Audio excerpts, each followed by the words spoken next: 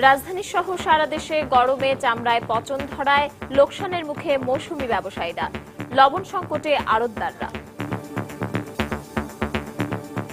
দেখছি এখন মালগুলো নষ্ট হবে, এখন লবণ দরকার পড়বেই, এই কারণে এই লবণ ব্যবসায়ীরা দামটা বাড়াই দিচ্ছে। লবণ যেটা ছিল 600 টাকা 700 টাকা যে দাম ছিল, এখন সেটা ডাবল হয়ে গেছে। দাম পড়ে যাওয়ার জন্য পরস্পরের বিরুদ্ধে অভিযোগ। এখানে আনছি পরে এখন দাম কম বলতেছে, ওনারা এরকম করলে আমরা কিনবো কিনবো, আর আমরা কেমনি ব্যবসা করবো। নতুন আসে চিনে না জানে না, হঠাৎ করে কিছু কিনে ফেললো, এরা কিন্তু লস খায়। দেখছিলেন প্রধান শিরোনাম, সন্ধ্যার সময় সঙ্গে আছে আমি পারমিতাহীন এবং আমি সৌমিত্র শুভ্র। এবার অন্যান্য শীর্ষ সংবাদ। কোরবানির দ্বিতীয় দিন রাজধানী সহ সারা দেশে চলছে বর্জ্য অপসারণের কাজ, এখনো কোথাও কোথাও না সরানোর অভিযোগ। উন্নয়নে বাংলাদেশ এখন পৃথিবীতে এক বিস্ময়, নিউ ইয়র্কে শিক্ষার্থীদের উদ্দেশ্যে দেয়া ভাষণে প্রধানমন্ত্রী, বিদেশি বিনিয়োগকারীদের সঙ্গে বৈঠক। 24 ঘন্টার জন্য সারা দেশে ফিলিং স্টেশনে সিএনজি গ্যাস সরবরাহ বন্ধ থাকায় বিপাকে গ্রাহকরা, তেল কিনতে গুনতে হচ্ছে বাড়তি টাকা। ঈদের ছুটিতে প্রিয়জনদের নিয়ে রাজধানী সহ আশেপাশের বিনোদন কেন্দ্রগুলোতে ভিড়, গরমেও ম্লান হয়নি উচ্ছ্বাস আর আনন্দ। এবং প্রাকৃতিক দুর্যোগ আর সংরক্ষণের অভাবে দিন দিন উজাড় হয়ে যাচ্ছে কুয়াকাটার সবুজ বেষ্টনী, হুমকির মুখে প্রাণীজগৎ ও জীববৈচিত্র্য।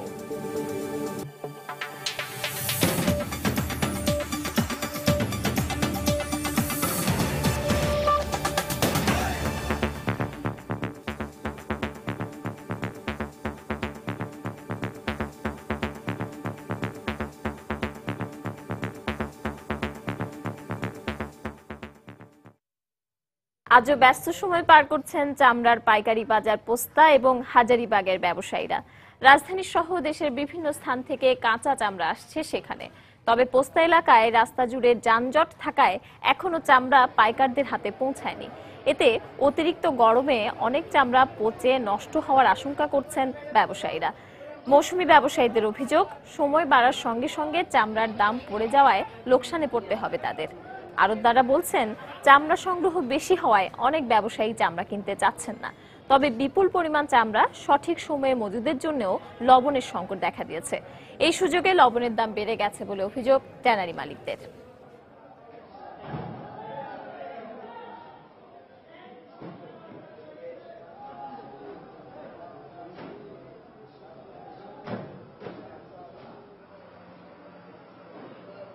এই সারা রাত আর সারাদিনে জামের মধ্যেই আছি। যানজটের কারণে পরিস্থিতিটা হলো চামড়া পোস্তামুখী না আসাতে অনেক ক্ষতি হয়ে যেতেছে চামড়ার প্রতি। প্রথম বলেছিল 2000 টাকা অথবা 1600 টাকা থেকে 2000 টাকার মধ্যে চামড়া নিবে তারা আমাদের থেকে, এখন বলতেছে তারা 1000 টাকা আমাদের চামড়া নিবে না। আমাদের আবেদন নিবেদন সরকারের কাছে থাকবে যেন চামড়া ট্রাকগুলি সারা দিন রাত 24 ঘন্টা ঢাকাতে প্রবেশ করার মানে সুযোগ করে দেওয়া হয়। যে দেখছি এখন মালগুলো নষ্ট হবে, এখন লবণ দরকার পড়বেই, এই কারণে এই লবণ ব্যবসায়ীরা দামটা বাড়াই দিচ্ছে। 50% মাল নষ্ট হয়ে যাবে। যে দাম লবণ যেটা ছিল 600 টাকা 700 টাকা যে দাম ছিল, এখন সেটা ডাবল হয়ে গেছে। মানে 1100-1200 করে এখন রেট দিচ্ছে, যেহেতু পোস্তা এখন লবণ নেই, পর্যাপ্ত পরিমাণ কেউ স্টক করে না। কোরবানির পশুর চামড়া সংগ্রহের খবর জানাতে রাজধানীর পোস্তায় আছেন রিপোর্টার সাজিদ রাজু। বিস্তারিত জানতে সরাসরি যাচ্ছি তার কাছে। রাজু,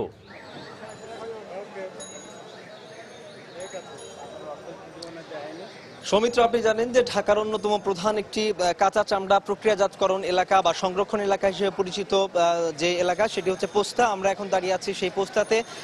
আপনি আমার পেছনের যে দৃশ্যটি দেখতে পাচ্ছেন, এখানে কিন্তু এই কোরবানি উপলক্ষে সারা ঢাকায় যে পশু কোরবানি হয়েছে সেই পশুর চামড়া সংরক্ষণ এবং সেখান থেকে বিভিন্ন এলাকা থেকে পাড়া মহল্লা থেকে যে মৌসুমী ব্যবসায়ীরা চামড়া সংগ্রহ করেছেন, তারাই কিন্তু এই কাভার্ড ভ্যান এবং ভ্যানে করে আজকে এই পোস্তা এলাকায় যারা আড়তদার আছেন তাদের কাছে বিক্রি করার জন্য এখানে নিয়ে এসেছেন।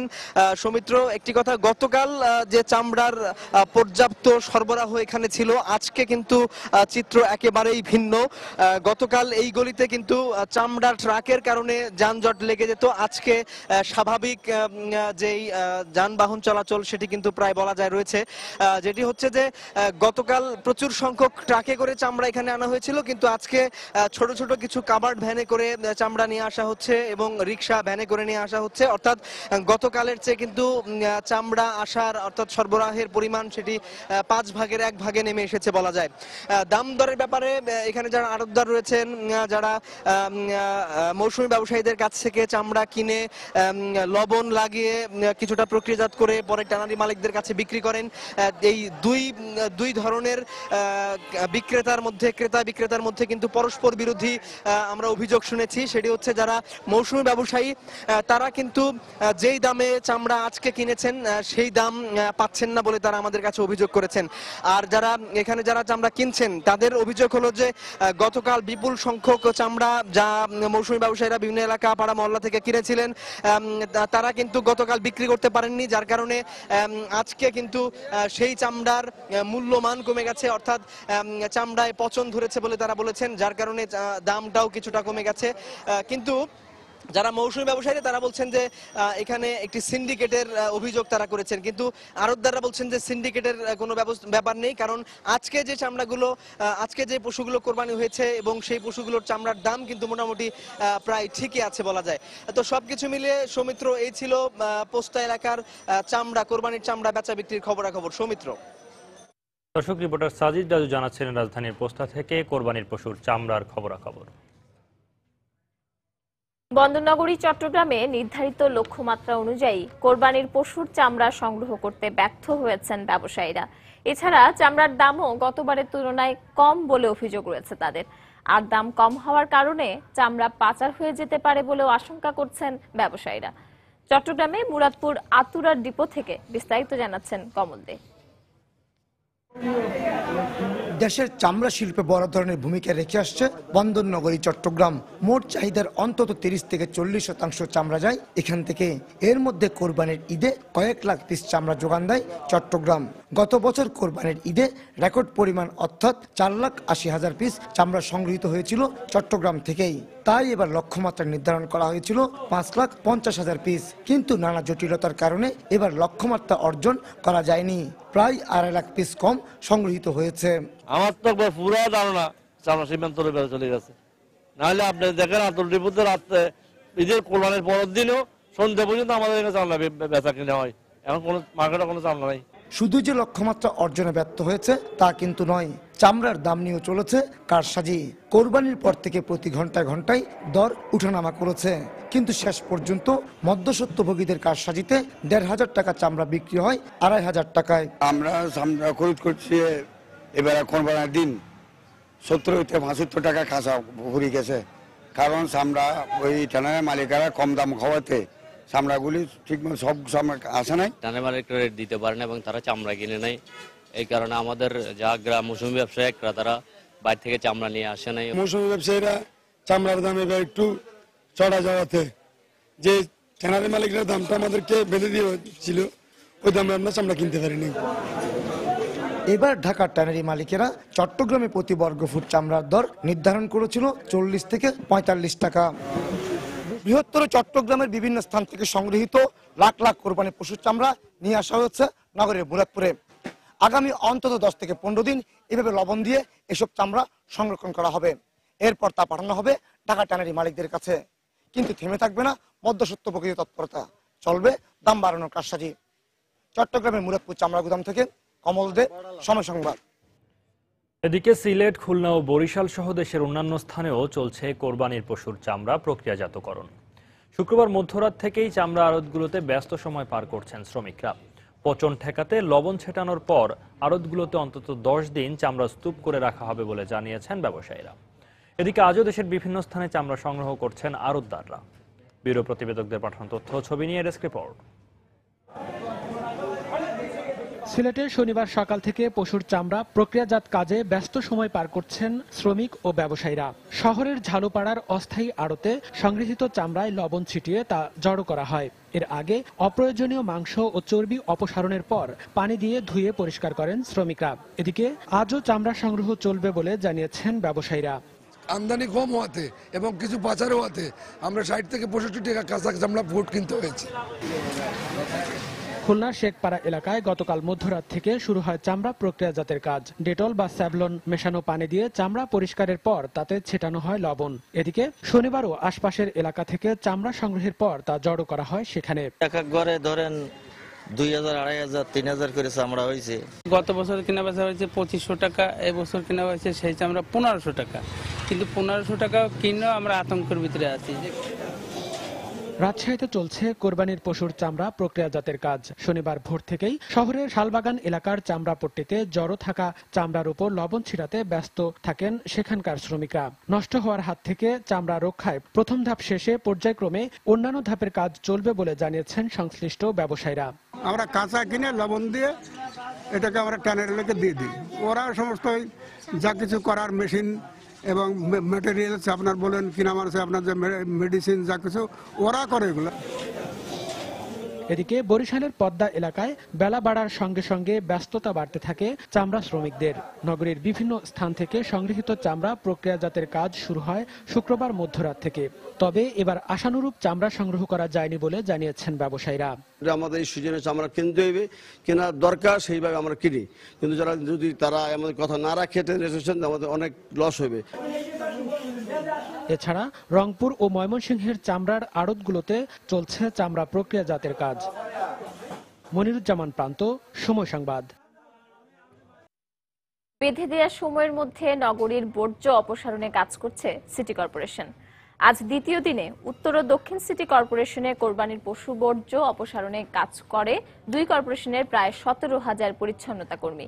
তবে রাজধানীর অনেক জায়গায় এখনো ময়লা আবর্জনা পরিষ্কার সম্ভব হয়নি, আর এতে চরম দুর্ভোগে পড়েছেন নগরবাসী।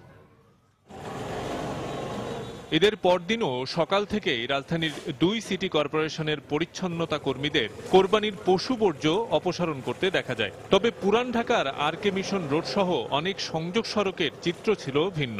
ঈদের একদিন পেরিয়ে গেলেও আবর্জনা পরিষ্কার না হওয়ায় দুর্গন্ধে চরম দুর্ভোগে পড়েন ওই এলাকার বাসিন্দারা। রাত বন্ধ করছি, কতক্ষণ পর্যন্ত থাকা যায় এখানে, নিঃশ্বাস বন্ধ করে থাকান যায়। এই রোডটা আর ওই সাইডের রোডটা এখন আসে নাই ওরা, এই জন্য আমরা অনেক দুর্গন্ধ এবং যে সিএনজি গাড়ি টাড়ি চলতে সমস্যা হইতেছে। এই এলাকার অধিবাসী আমরা এই গন্ধ প্লাস অপরিষ্কার অপরিচ্ছন্ন জায়গা দিয়ে চলাফেরা করতে খুব বিব্রতকর একটা পরিস্থিতিতে। সিটি কর্পোরেশনের পক্ষ থেকে কেবলমাত্র হাট ও কোরবানির স্থান কেন্দ্রিক পরিষ্কার অভিযান চালানো হচ্ছে বলে অভিযোগ করেন অনেক নগরবাসী। এছাড়াও পর্যাপ্ত ব্লিচিং পাউডার ও পলিথিন সরবরাহ না করারও অভিযোগ করেছেন তারা। বলছি কি আমি এখন যে বর্জ্যগুলো একটা বস্তায় বলবো, সে বস্তাটা আমার এখন নাই, আমি কোথায় পাবো?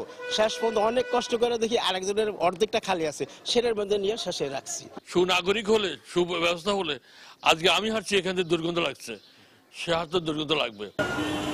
অন্যদিকে ইতোমধ্যে রাজধানীর প্রায় 70% পশু বর্জ্য অপসারণ করা সম্ভব হয়েছে বলে দাবি করেছে সিটি কর্পোরেশন। সোনারগাঁও হাটের কাজ আমি শেষ করে ফেলেছি, আমার মনে করেন যে পূর্বাচলে হাট শেষ করে ফেলেছি, এদিকে আমার ইস্টার্ন হাউজিং এর কাজ অলমোস্ট শেষের পথে।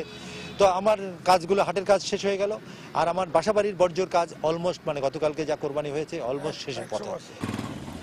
এর আগে বর্জ্য অপসারণে ঢাকা উত্তর সিটি কর্পোরেশন 30 ঘন্টা ও দক্ষিণ সিটি কর্পোরেশন 48 ঘন্টার সময় বেঁধে দেয়। শফিক মোহাম্মদ, সময় সংবাদ, ঢাকা। সন্ধ্যার সময় আরও থাকছে। গোপালগঞ্জের শিবপুরে মাইক্রোবাস ইজি বাইক সংঘর্ষে একই পরিবারের 6 জন সহ 7 জন নিহত। চুয়াডাঙ্গায় ট্রাকের ধাক্কায় নিহত 2। এবং মিনায় পদদলিত হয়ে নিহত শরীয়তপুর ও দিনাজপুরের হাজিদের ঈদ আনন্দ স্তব্ধ। হাজিদের মৃত্যুর ঘটনায় মুসলিম বিশ্বের চাপের মুখে সৌদি প্রশাসন। উন্নয়নে বাংলাদেশ এখন পৃথিবীতে একটি বিস্ময় বলে মন্তব্য করেছেন প্রধানমন্ত্রী শেখ হাসিনা। শুক্রবার কলম্বিয়া বিশ্ববিদ্যালয়ে ওয়ার্ল্ড লিডার্স ফোরামে শিক্ষার্থীদের উদ্দেশ্যে দেয়া এক ভাষণে একথা বলেন তিনি। এর আগে 2015 পরবর্তী টেকসই উন্নয়ন এজেন্ডা শীর্ষক 3 দিনব্যাপী জাতিসংঘ সম্মেলনের উদ্বোধনী অনুষ্ঠানে অংশগ্রহণ করেন প্রধানমন্ত্রী। এছাড়াও এদিন বিদেশি বিনিয়োগকারীদের সংগঠন business council for international understanding BCIU এর সঙ্গে এক গোলটেবিল আলোচনায় অংশ নেন প্রধানমন্ত্রী শেখ হাসিনা। নিউ ইয়র্ক থেকে শিহাবুদ্দিন কিস্তুর পাঠানো তথ্য ছবি নিয়ে ডেস্ক রিপোর্ট। শুক্রবার বিকেলে নিউ ইয়র্কের কলাম্বিয়া বিশ্ববিদ্যালয়ের ওয়ার্ল্ড লিডার্স ফোরামে অংশ নিতে সেখানে যান প্রধানমন্ত্রী শেখ হাসিনা। বিশ্ববিদ্যালয়ের লো লাইব্রেরি হলরুমে প্রায় 5 শতাধিক শিক্ষার্থীর উদ্দেশ্যে নারীর অগ্রগতি নিয়ে গার্লস লিড দ্য ওয়ে শীর্ষক এক বক্তৃতা দেন তিনি। এ সময় নারীর অগ্রগতি নিয়ে তার সরকারের নানা উদ্যোগের কথা তুলে ধরে উন্নয়নের দিক দিয়ে বাংলাদেশ এখন পৃথিবীতে একটি বিস্ময় বলে মন্তব্য করেন প্রধানমন্ত্রী। I am confident that we shall be able to reach these goals. It is for no reason Bangladesh is often termed as a development surprise. ভাষণের এক পর্যায়ে শিক্ষার্থীদের বিভিন্ন প্রশ্নের সরাসরি উত্তর দেন প্রধানমন্ত্রী শেখ হাসিনা। এ সময় এক প্রশ্নের জবাবে দেশকে এগিয়ে নিতে হলে নারী শিক্ষার কোনো বিকল্প নেই বলে জানান তিনি। Yes, it is itself is a challenge, no doubt about it. But what I mean to say that Bangladesh can face any challenge and Bangladesh can overcome it. Bangladesh is doing it. So education, it is very, very important. And as because we declared that we want to build up Bangladesh as a poverty-free country, but for building Bangladesh as a poverty-free country, education is the key.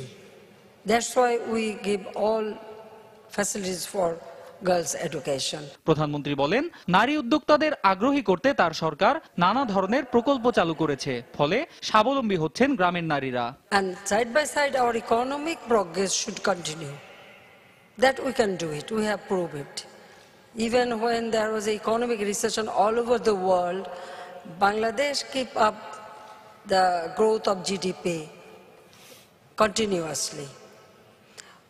We ensure our food security, we reduce our poverty level, we have our social safety net program, so we are continuing the progress and we will do it. এর আগে শুক্রবার সকালে 2015 পরবর্তী টেকসই উন্নয়ন agenda শীর্ষক 3 দিনব্যাপী জাতিসংঘ সম্মেলনের উদ্বোধনী অনুষ্ঠানে অংশ নেন প্রধানমন্ত্রী শেখ হাসিনা। এছাড়াও এদিন দুপুরে বিদেশি বিনিয়োগকারীদের সংগঠন business council for international understanding BCIU এর সঙ্গে বাংলাদেশে বিনিয়োগ বিষয়ক এক গোলটেবিল আলোচনায় অংশ নেন প্রধানমন্ত্রী শেখ হাসিনা। সময় সংবাদ, নিউ ইয়র্ক, যুক্তরাষ্ট্র। বাংলাদেশকে দারিদ্র্যমুক্ত রাষ্ট্রে পরিণত করাই একমাত্র লক্ষ্য বলে মন্তব্য করেছেন প্রধানমন্ত্রী শেখ হাসিনা। সেই সঙ্গে টেকসই উন্নয়ন লক্ষ্য SDG অর্জনে উন্নত দেশগুলোকে তাদের প্রতিশ্রুতি রক্ষারও আহ্বান জানান তিনি।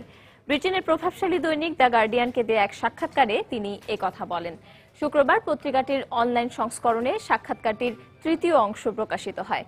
এতে SDG অর্জন উন্নত দেশ ও দাতাদের সদিচ্ছার উপর নির্ভর করবে বলে মন্তব্য করেন শেখ হাসিনা। তিনি আরো বলেন, জাতিসংঘের মতো সম্মেলনে উন্নত দেশগুলোর পক্ষ থেকে উন্নয়নশীল দেশগুলোকে নানা ধরনের প্রতিশ্রুতি দেওয়া হলেও বাস্তবে এর খুব সামান্যই কার্যকর হতে দেখা যায়।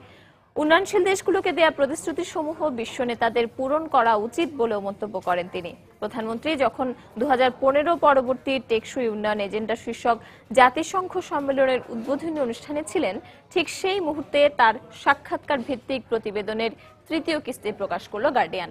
এর আগে গত 21শে সেপ্টেম্বর সাক্ষাৎকার ভিত্তিক দ্বিতীয় প্রতিবেদন প্রকাশ করে তারা। ঈদের প্রথম দিন পার হয়ে গেলেও এখনো মানুষ ট্রেনে বাসে করে আজও শিকড়ের টানে বাড়ি ফিরছেন। সকালে কমলাপুর স্টেশনে গিয়ে দেখা যায় ঢাকা থেকে বাড়ি যেতে মানুষের উপচে পড়া ভিড়, যে কারণে কেউ কেউ টিকিট না পাওয়ারও অভিযোগ করেন। তবে কমলাপুর স্টেশন ম্যানেজার জানালেন, ঈদের বন্ধের কারণে অনেক ট্রেন বন্ধ থাকার কারণে যাত্রীদের কেউ কেউ হয়তো টিকিট পাননি। তবে সকাল থেকেই শিডিউল মতো নির্দিষ্ট সময়ে ট্রেন ছেড়ে গেছে এবং এসেছে বলেও দাবি করেন তিনি। একই সাথে বাস কাউন্টারগুলোতেও ঘরমুখী মানুষের ভিড় দেখা গেছে। ঈদের আগে যারা বিভিন্ন কারণে বাড়িতে যেতে পারেননি তারাই আজ যাচ্ছেন। তবে সীমিত পরিসরে অনেকে আবার পরিবার ও পেশাগত কারণে ঢাকায়ও ফিরেছেন।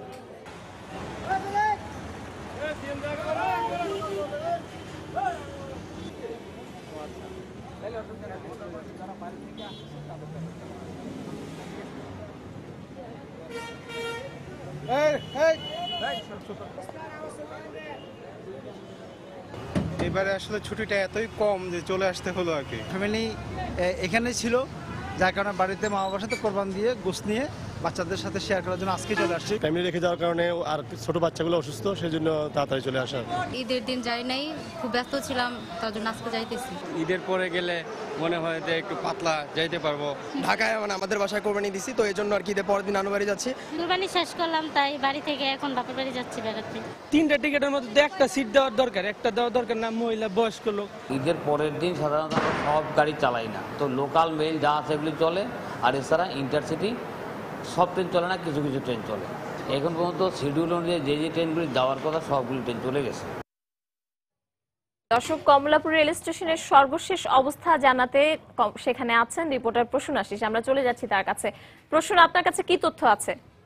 অরবিতা, আপনি জানেন যে ঈদুল আজহা উদযাপনের জন্য ঢাকা ছেড়েছে কিন্তু লক্ষ লক্ষ মানুষ, অর্থাৎ পরিবার পরিজনের সাথে ঈদ করবার জন্য, আত্মীয় স্বজনদের সাথে ঈদ করবার জন্য, ঈদের কয়েকটি দিন কাটাবার জন্য কিন্তু ঢাকা থেকে লক্ষ লক্ষ মানুষ কিন্তু রাজধানী ছেড়ে তারা নিজ গ্রামের বাড়িতে বা আত্মীয় স্বজনের বাড়িতে তারা কিন্তু গিয়েছে।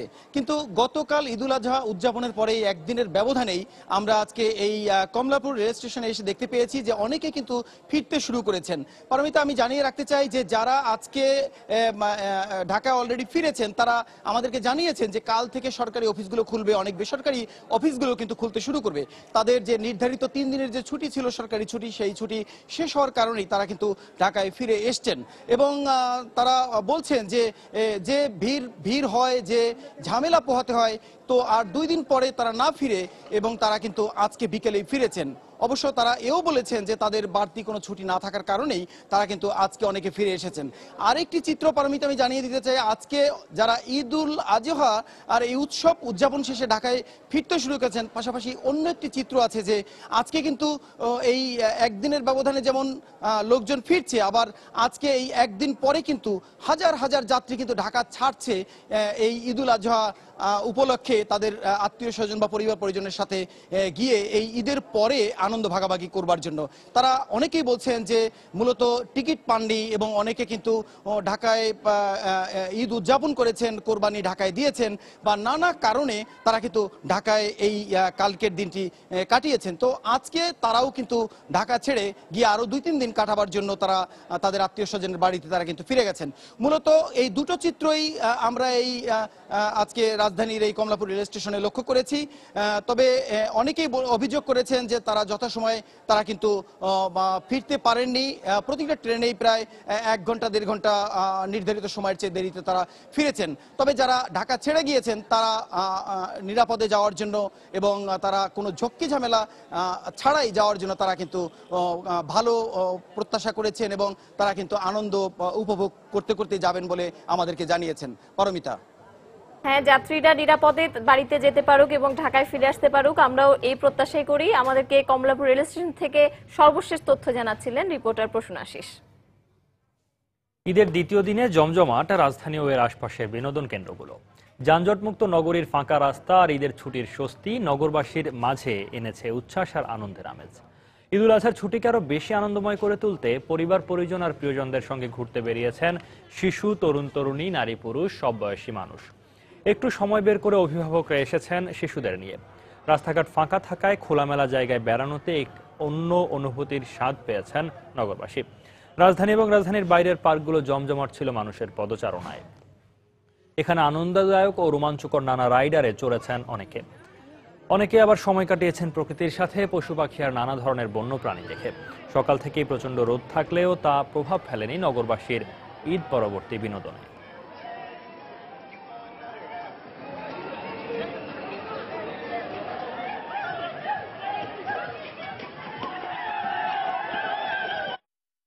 আরো খবর জানবো দর্শক। এই মুহূর্তে রাজধানীর হাতিরঝিল এলাকায় আছেন আমাদের রিপোর্টার শেখ জায়েদ এবং ফ্যান্টাসি কিংডমে আছেন রিপোর্টার জাফর সাদিক।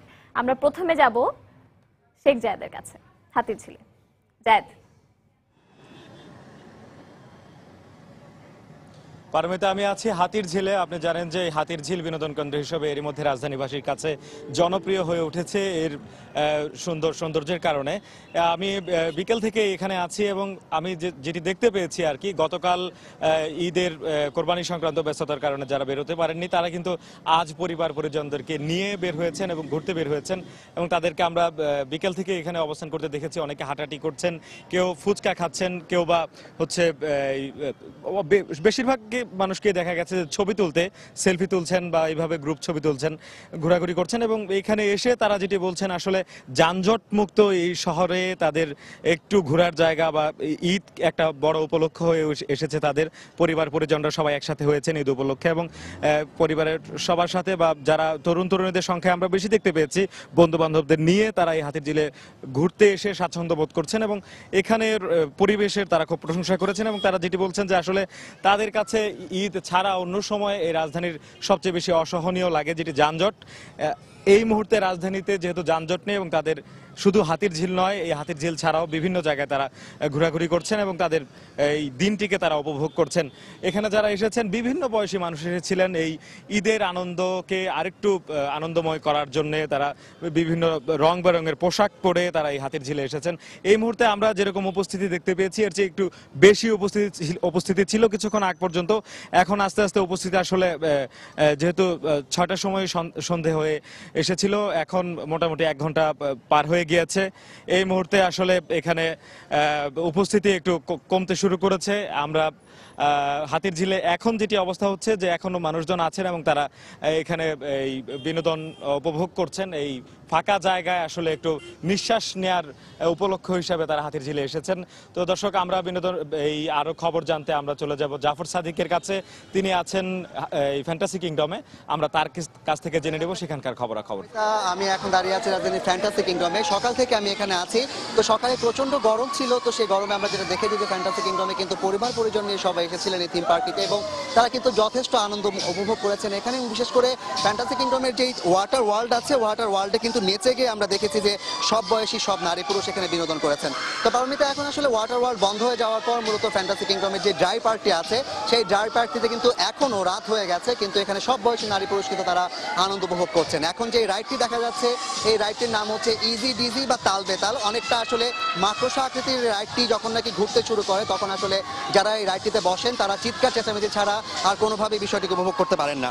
তো সবকিছু মিলিয়ে আজকে সারাদিনে ফ্যান্টাসি কিংডম এবং ওয়াটার কিংডমে ঘুরে আমার যে উপলব্ধি সেটা হচ্ছে যে ঈদের দ্বিতীয় দিন হিসেবে মানুষের জন্য, রাজধানীবাসী এবং ঢাকার বাইরে থেকে আসা লোকজনের জন্য উপভোগের জন্য আসলে এর চেয়ে চমৎকার জায়গা আসলে খুব কমই আছে। তো সবাই আসলে সময়টুকু ব্যাপকভাবে উপভোগ করেছেন, বিশেষ করে ডিজে পার্টির সাথে সাথে ওয়াটার কিংডমে নেচে গিয়ে তারা সময়টা উপভোগ করেছেন। তো পারমিতা, আমি এখন কথা বলবো ওয়াটার কিংডম ফ্যান্টাসি কিংডমের যেই আছে কনকর্ড গ্রুপ, সেই কনকর্ড গ্রুপের সিনিয়র ম্যানেজার মাহফুজুর রহমানের সাথে। আচ্ছা, আপনারা এখানে দর্শকদের জন্য কিংবা যারা বিনোদন প্রিয়াসী তাদের জন্য আপনারা কি ধরনের ব্যবস্থা রেখেছেন? আচ্ছা, ধন্যবাদ আপনাকে। আমি ফ্যান্টাসি কিংডম কর্তৃপক্ষ থেকে আমি সবাইকে ঈদের শুভেচ্ছা জানাচ্ছি, ঈদ মোবারক। আর আমাদের এই ঈদের সময় বিনোদন পিপাসু মানুষদের এই উপচে পড়া ভিড় এবং এই জিনিসটাকে সামলাতে জন্য সব থেকে বেশি যে প্রায়োরিটিটা আমরা দিচ্ছি সেটা হচ্ছে সিকিউরিটির ব্যবস্থা। এটা পুলিশ, আনসার ছাড়াও আমাদের যেই ইয়েগুলো আছে আর কি, আমাদের নিজস্ব যে নিরাপত্তা বাহিনী আছে তাদেরকে দিয়ে আমাদের সিকিউরিটি প্রথমে এনশিওর করেছি। তারপরে আমাদের ঈদ উপলক্ষে আমরা DJ show, dance show, Acrobat show এবং আপনি জানেন যে আমাদের এখানে মাস্কট গ্রিটিংস আছে। এছাড়াও আমরা এই ঈদের সময় যেই বিনোদন পিপাসু লোকদেরকে একটা ভালো মানের একটা কনসার্টের জন্য আমরা 2 তারিখে একটা কনসার্টের আয়োজন করি। মাহফুজ সাহেব, আপনাকে ধন্যবাদ। তো পারমিতা, যেমনটি বলছিলেন এই মাহফুজুর রহমান, আসলে এখানে কিন্তু বিনোদন প্রিয়াসীদের জন্য সব ধরনের ব্যবস্থা কর্তৃপক্ষ করেছে। তো সবকিছু মিলিয়ে আজকে কিন্তু সারা দিন ব্যাপী পরিবার পরিজন নিয়ে সব বয়সী বিনোদন প্রিয়াসীরা কিন্তু এখানে ব্যাপকভাবে ঈদের পরের দিনটিকে উদযাপন করেছেন। পারমিতা, জাফর সাদিক এবং শেখ জায়েদ, আপনাদের দুজনকেই ধন্যবাদ। দর্শক, আমরা রাজধানীর বিনোদন কেন্দ্রগুলোর খবরাখবর জানছিলাম এবং যেমনটা দেখছিলাম যে সবগুলো বিনোদন কেন্দ্রে এখনো দর্শনার্থীদের উপচে পড়া ভিড় রয়েছে। চলে যাচ্ছি পরের খবরে।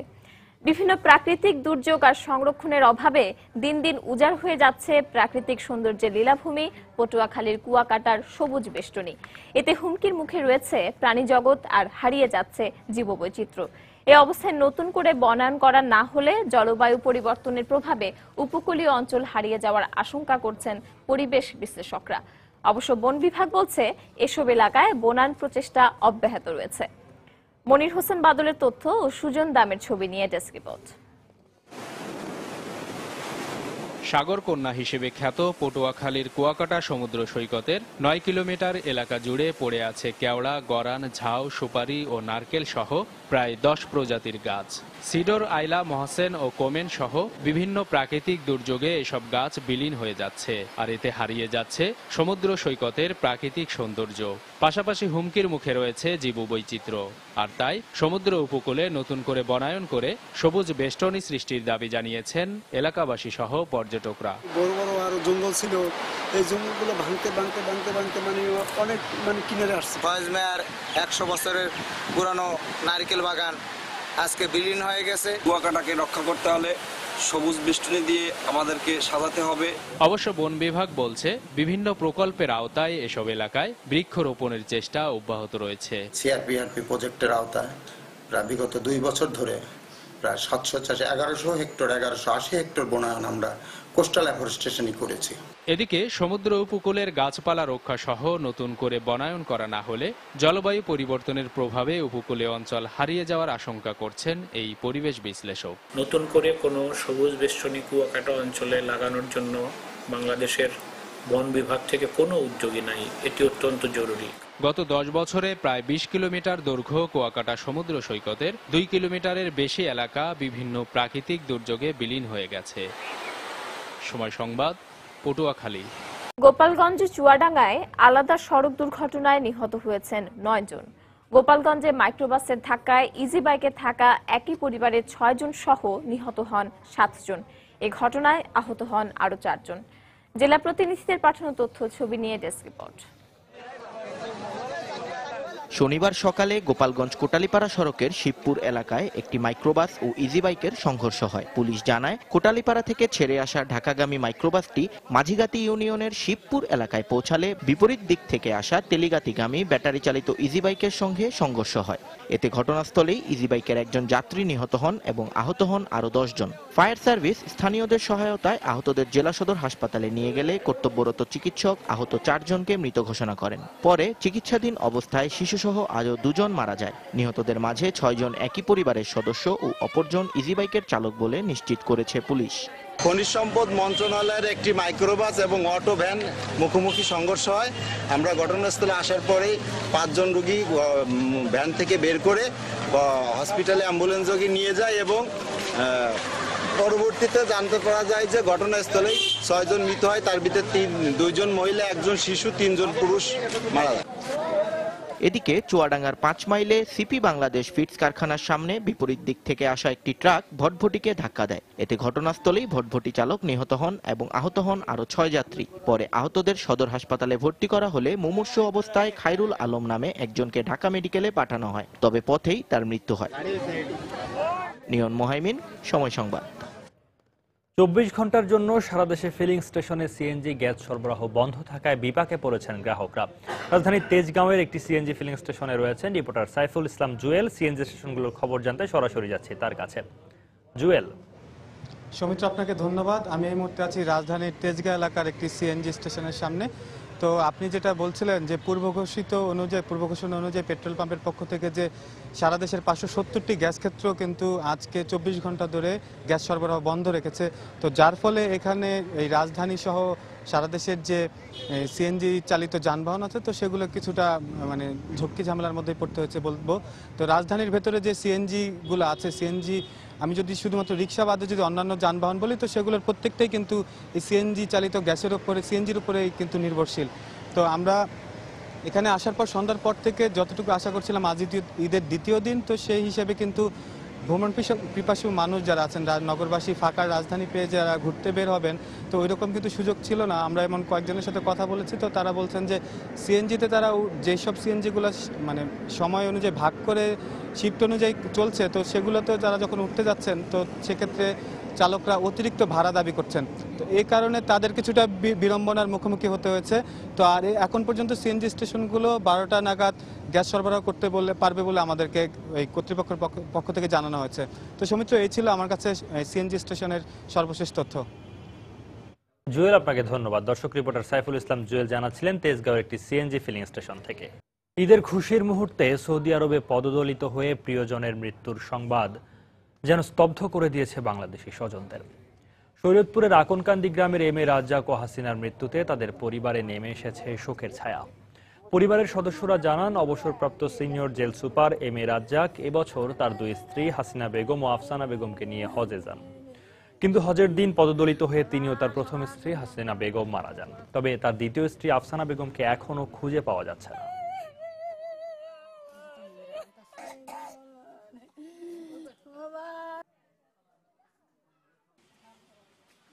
ঘটনায় নিহত আরেক বাংলাদেশি কুরমত আলীর বাড়ি দিনাজপুরেও চলছে শোকের মাতম। তার ছেলে জানান, স্ত্রী আসমা খাতুমকে নিয়ে এবছর হজ পালন করতে যান নিহত কুরমত। পরে 24 সেপ্টেম্বর বিকেলে মুঠোফোনে তার মৃত্যুর খবর জানতে পারেন তারা। তবে এই ঘটনায় আসমা খাতুন সুস্থ আছেন বলেও নিশ্চিত হয়েছেন তাদের স্বজনরা। আমি হার মৃত্যুবরণে আমরা পুরা গ্রামটা আমরা কাতর হয়ে গেছি, ঠিক আছে। এখন আমাদের ঈদের কোনো আনন্দ নাই। আমার ভাই হজ করতে গেছে, দুই বাবির লইয়া যাইয়া ছোট বাবির ছোট বাবি বাচ্চা রয়েছে, ছোট বড় বাবির লইয়া ইন্তিকাল হয়ে গেছে। আমাদেরকে বলা হয়েছিল যে আমার বাবা হারাই গেছে। তারপরে তখন এটা আমাদের মনের প্রপোজ দেওয়ার জন্য হয়তো বলছে, কিন্তু আসল কথা হচ্ছে আমার বাবা মারা গেছে। এটা ঘটনা আমার সন্ধ্যার দিকে পাই। আমার ভাই মারা গেছে, আমার ভাইয়ের জন্য সবাই দোয়া করে, এই জন্য সবার জন্য আমি দোয়া চাই।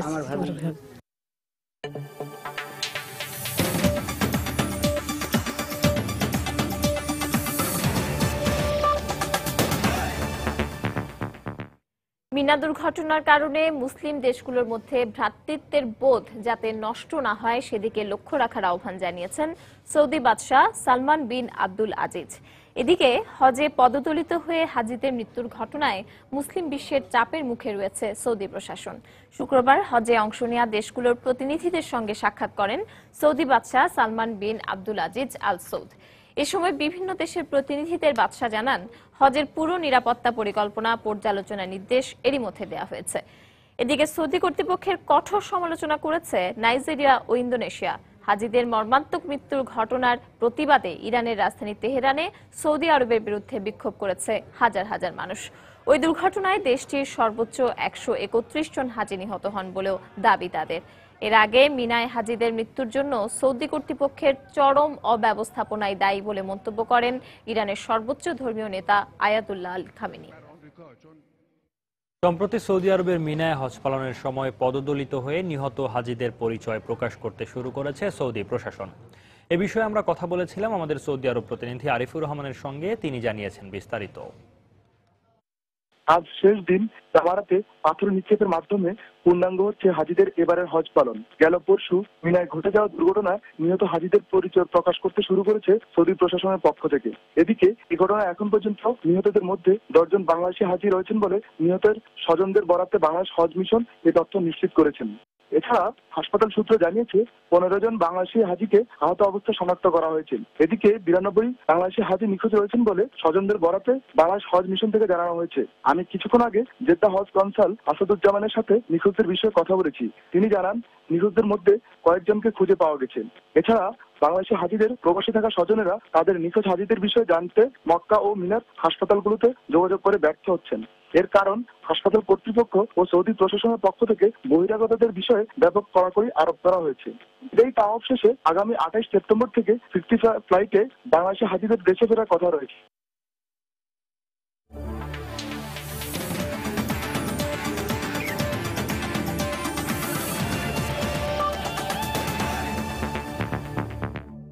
সোমবার আসার কথা থাকলেও নিরাপত্তা ইস্যুতে 2টি টেস্ট খেলতে আপাতত বাংলাদেশে আসছে না অস্ট্রেলিয়ার ক্রিকেট দল। আগামীকাল ক্রিকেট অস্ট্রেলিয়ার নিরাপত্তা প্রধান শন ক্যারল বাংলাদেশে এসে নিরাপত্তা পর্যবেক্ষণ করে রিপোর্ট দেওয়ার পরই অস্ট্রেলিয়া দলের বাংলাদেশ সফরের নতুন তারিখ নির্ধারণ করা হবে বলে ক্রিকেট অস্ট্রেলিয়ার দেয়া এক বিবৃতিতে জানিয়েছেন প্রধান নির্বাহী জেমস সাদারল্যান্ড। 2টি টেস্ট খেলতে আগামী সোমবার স্টিভেন স্মিথের নেতৃত্বে বাংলাদেশে আসার কথা ছিল অস্ট্রেলিয়া জাতীয় ক্রিকেট দলের। তবে অস্ট্রেলিয়া সরকারের পররাষ্ট্র ও বাণিজ্য বিভাগ বাংলাদেশের নিরাপত্তা নিয়ে শঙ্কা প্রকাশ করে ক্রিকেট অস্ট্রেলিয়াকে চিঠি দিয়েছে। তারই প্রেক্ষিতে বাংলাদেশ ক্রিকেট বোর্ডের কাছে অস্ট্রেলিয়া ক্রিকেট দলের জন্য নতুন করে নিরাপত্তা পরিকল্পনা চেয়েছে ক্রিকেট অস্ট্রেলিয়া। মূলত সিরিজের প্রথম টেস্টের ভেন্যু চট্টগ্রামের নিরাপত্তা নিয়ে শঙ্কা দেশটির বোর্ডের। তবে ক্রিকেট অস্ট্রেলিয়ার নিরাপত্তা প্রধান শন ক্যারল ইতিবাচক রিপোর্ট দিলেই অজিদের বাংলাদেশ আসার নতুন তারিখ দেয়া হবে বলেও ক্রিকেট অস্ট্রেলিয়ার ওয়েবসাইটে জানানো হয়।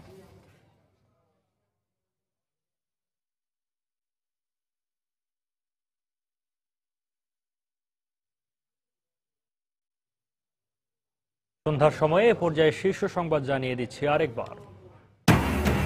রাজধানী সহ সারা দেশে গরমে চামড়ায় পচন ধরায় লোকসানের মুখে মৌসুমী ব্যবসায়ীরা। দাম পড়ে যাওয়ার জন্য পরস্পরের বিরুদ্ধে অভিযোগ। কোরবানির দ্বিতীয় দিন রাজধানী সহ সারা দেশে চলছে বর্জ্য অপসারণের কাজ, এখনো কোথাও কোথাও না সরানোর অভিযোগ। উন্নয়নে বাংলাদেশ এখন পৃথিবীতে এক বিস্ময়, নিউ ইয়র্কে শিক্ষার্থীদের উদ্দেশ্যে দেয়া ভাষণে প্রধানমন্ত্রী। বিদেশি বিনিয়োগকারীদের সঙ্গে বৈঠক। ঈদের ছুটিতে প্রিয়জনদের নিয়ে রাজধানী সহ আশেপাশের বিনোদন কেন্দ্রগুলোতে ভিড়, গরমেও ম্লান হয়নি উচ্ছ্বাস আর আনন্দ। এবং প্রাকৃতিক দুর্যোগ আর সংরক্ষণের অভাবে দিন দিন উজাড় হয়ে যাচ্ছে কুয়াকাটার সবুজ বেষ্টনী। হুমকির মুখে প্রাণী জগৎ ও জীববৈচিত্র্য। এই ছিল সন্ধ্যার সময়ে। যে কোনো খবর পেতে ভিজিট করুন সময় নিউজ.tv। সঙ্গে থাকুন সময়।